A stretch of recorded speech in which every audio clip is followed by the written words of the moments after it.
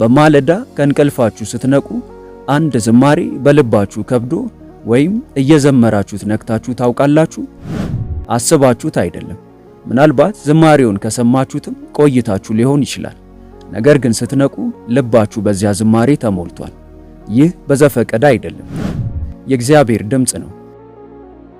በዚህ ቪዲዮ ከእንቅልፋችሁ ስትነቁ አንድን ዝማሬ እየዘመራችሁ የምትነቁባቸውን 5 ምክንያቶች የምናይ ይሆናል።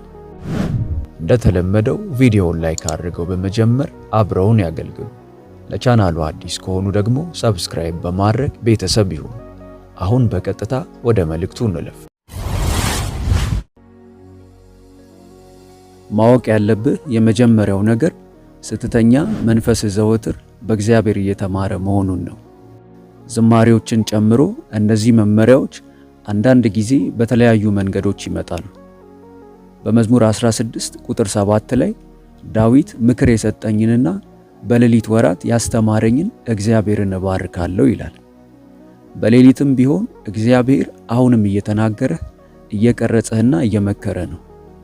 ስለዚህ አይኖችን ስትከፍት እና መዝሙር በአእምሮ ውስጥ እየተጫወተ ከሆነ በሌሊት ውስጥ ምን እየተከናወነ እንዳለ ፍንጭ ነው። ስለዚህ ዝማሬ በአእምሮ ውስጥ ከእንቅልፍ በኋላ ያለው የመጀመሪያው ትርጉም እግዚአብሔር አንዳንድ ጊዜ ተኝተህ እያለ እውነትን በውስጥህ እየተከለ ነው የሚል ነው። በመዝሙር ምዕራፍ 42 ቁጥር 8 ላይ ዳዊት እግዚአብሔር ግን በቀን ቸርነቱን ያዛል፣ በሌሊትም ዝማሬው ከኔ ጋር ይሆናል የሚለው ልብ ይበሉ። በሌሊትም ዝማሬው ካንተ ጋር ይሆናል። ይህ ማለት እግዚአብሔር ራሱ በሌሊትህ ውስጥ መዝሙር ያስገባል። ምናልባት ተጨንቀህ ተኝተህ ይሆናል። ነገር ግን ስለ እግዚአብሔር ታማኝነት ዝማሬ ይዘህ ትነቃለህ። ወይም ለመተኛት ስትል አልቅሰህ ሊሆን ይችላል። ነገር ግን ስለ እርሱ ማጽናናት የአምልኮ መዝሙር ይዘህ ትነቃለህ። ያ በዘፈቀደ አይደለም፣ ያ ምሕረት ነው። አንዳንድ ጊዜ መንፈስ ቅዱስ ዜማ የሚመርጠው ከረጅም ስብከት ይልቅ ዝማሬን ማስታወስ ስለሚቀልህ ነው። ታማኝነትህ ታላቅ ነው እና ለቀጣዩ ቀን እንደሚያስፈልግህ ስለሚያውቅ ደጋግሞ እንዲጫወት ያስችለዋል። አንዳንድ ጊዜ እየዘመርክ የምትነቃበት ዝማሬ እግዚአብሔር ተኝተህ ሳለ ለልብ የሰበከው ስብከት ነው። ሌላ ጊዜ ደግሞ መንፈስ ቅዱስ ባንተ በኩል የሚማልድበት ምልጃ ነው። ስለዚህ ይህንን መዝሙር በአእምሮ ውስጥ ስትሰማ መንፈስ ቅዱስ ከመንፈስ ለሚመጣ አምልኮ ምላሽ እየሰጠ ነው። ይህም ብዙውን ጊዜ በጣም አዎንታዊ ምልክት አለው። በዝማሬ የምትነቃበት ሁለተኛው ምክንያት በውስጥ ያለው መንፈስ ቅዱስ ለአምልኮ መናፈቁ ነው። ሥጋ ማምለክ የሚፈልግባቸው ጊዜያት አሉ። ደክመሃል፣ ትኩረትህ ተከፋፍሏል፣ ወይም የህይወት ሸክም ቀኑ ከመጀመሩ በፊት ባንተ ላይ ቆሟል። ነገር ግን መንፈስ ቅዱስ ሥጋ በሚሰማው ስሜት አይሰራም። ስሜትህ ገና ባይጠነክርም መንፈስህን ያነቃቃውና ወደ አምልኮ ይጎትታል። ለምሳሌ በባዮሎጂካል ሳይንስ ውሃ ለሰውነትህ ህልውና እጅግ አስፈላጊ ነው። ነገር ግን በቂ ውሃ ካልጠጣ ወይም ሰውነትህ ትንሽ እንኳን ሲደርቅ ሰውነትህ ወደ አንጎል ምልክት ይልካል እና በድንገት ይጠማሃል። ያ ጥማት አንድ ነገር ሊከሰት እንደሚችል ማስጠንቀቂያ አይደለም። ሰውነትህ ከረጅም ጊዜ በፊት ወደ ፍላጎት ደረጃ እንደገባ የሚያሳይ ምልክት ነው። ጥማቱ ቀድሞውኑ ላለው ሁኔታ ምላሽ ነው። ተመሳሳይ መርህ በመንፈስ ውስጥ ይሰራል። መንፈስ ቅዱስ ለአምልኮ ሲናፍቅ ወይም ከእግዚአብሔር ጋር ባለ ግንኙነት ድባብ ውስጥ ፍላጎት ሲኖር በውስጥ የሆነ ነገር ማነሳሳት ይጀምራል። የማይጠፋ ዝማሬ ስትነቃ ይዘህ ትነቃለህ። በመንፈስ ውስጥ ደጋግሞ ይጫወታል እና ሙሉ በሙሉ ልታስቆመው አትችልም። ያ በአጋጣሚ አይደለም። የአምልኮ ስሜትን እንድታገኝ የሚረዳ መንፈስ ቅዱስ ነው። እሱ ወደ ውስጥ እየሳበ ነው። ጥማት በሰውነት ውስጥ የሚያደርገውን በመንፈስ እያደረገ ነው። በመንፈስ እየሳበ ነው። ስለዚህ በሚቀጥለው ጊዜ የአምልኮ መዝሙር እግርህ መሬት ላይ ከመድረሱ በፊት ወደ ልብህ ሲገባ አትቸኩልበት። ያ ዜማ ብቻ ላይሆን ይችላል፣ ያ ግብዣ ሊሆን ይችላል። ሶስተኛው ትርጉም እግዚአብሔር አንዳንድ ጊዜ የጠዋት ዝማሬህን ለቀንህ እንደ መሳሪያ ይጠቀማል ማለት ነው። እግዚአብሔር ቀናችሁን አስቀድሞ ይመለከተዋል እና የማታዩዋቸውን ጦርነቶች ያያል። እንደምትጋፈጡ ያውቃል። ተስፋ መቁረጥ፣ ፈተና፣ መጥፎ ዜና ወይም ግራ መጋባት። እግርህን መሬት ላይ ከማስቀመጥ በፊት የሚያስፈልግህን ትክክለኛ እውነት የያዘ ዝማሬ ወደ መንፈስ ይጭናል።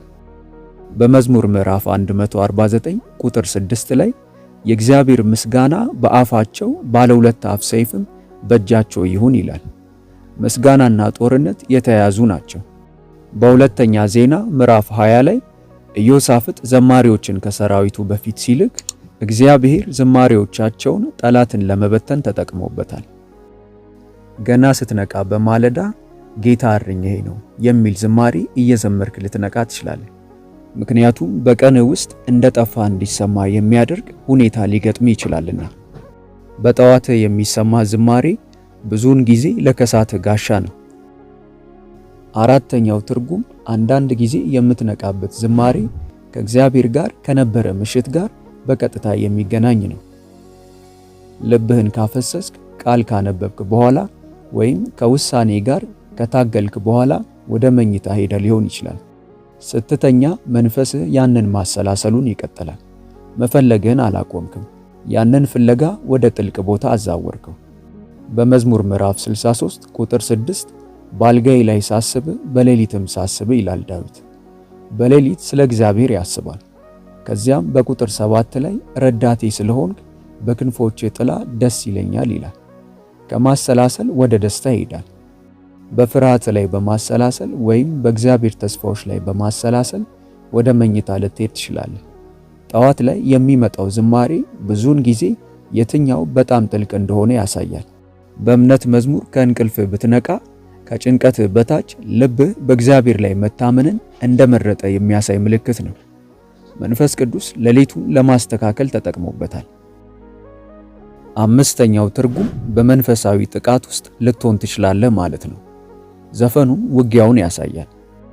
አንዳንድ ጊዜ ጠላት አእምሮህን ለመንጠቅ ይሞክራል። በተለይም ያንን ዘፈን እንኳን ሳታዳምጥ በጭንቅላት ውስጥ ጨለማ፣ አስጨናቂ ወይም ከባድ የኃጢአት ግጥሞችን እየሰማህ ብትነቃ ትኩረት ስጥ። ዲያብሎስ ዘርን ቀደም ብሎ መትከል ይወዳል። ቀንህን ኃጢአትን መደበኛ የሚያደርግ ወይም እግዚአብሔርን የሚያፌዝ ዜማ በመጠቀም መጀመር ከቻለ ወደ መንፈሳዊ ድባብህ አንድ እርምጃ ቀርቧል። ኤፌሶን ምዕራፍ 6 ቁጥር 12 መጋደላችን ከደምና ከሥጋ ጋር እንዳልሆነ ያስታውሰናል።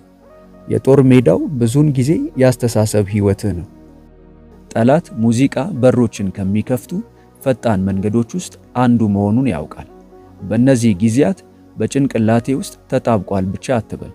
ከቻልክ ጮክ ብለህ መልስለት። የተለየ ዝማሬ መዘመር ጀምር።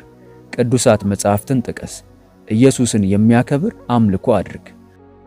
ይሄ መልእክት በእውነት መንፈሶትን የሚነካውት ከሆነ እግዚአብሔር ሆይ በማለዳ በዝማሬ ድምፅህን እያሰማኸኝ ስላለ አመሰግንሃለሁ የሚለውን መልእክት በኮመንት ላይ አስቀምጡልን፣ እናየዋለን።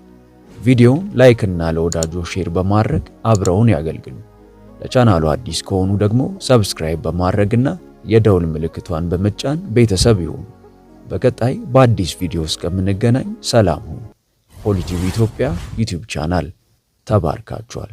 በይበልጥ በመንፈሳዊ ሕይወቶ እጅግ የሚበረቱባቸውና መንፈሳዊ ረሃቡን የሚጨምሩ ትምህርቶች እንዲሁም የጸሎት አገልግሎት በየቀኑ እንዲደርሱ ሰርቫንት መልካሙን ጌታ በማለት የፌስቡክ እንዲሁም የቲክቶክ አካውንታችንን እንዲሁም ሆሊቲዩብ ኢትዮጵያ ብለው ሰርች በማድረግ የቴሌግራም ቻናላችንን ይቀላቀሉ።